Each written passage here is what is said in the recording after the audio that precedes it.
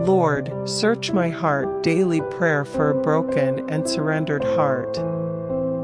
Welcome, beautiful daughter of God. Today, let's pause, breathe, and enter this sacred moment. A moment not of striving, but of surrender. Let's offer a simple, yet powerful prayer. A prayer that opens the deepest places of our hearts to the one who truly sees and never stops loving. Heavenly Father, I come before you this morning, not with perfection, but with a heart willing to be made whole, a heart ready to be searched, to be known, to be led back to you. The sacrifices of God are a broken spirit, a broken and contrite heart, O God, you will not despise. Psalm 51 verse 17. Holy Spirit, touch my heart again. Soften the places that have grown hard.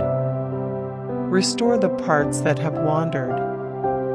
Make me tender to your voice and obedient to your call. Lord Jesus, more than applause, more than approval, more than the glitter of this world, I want to please you.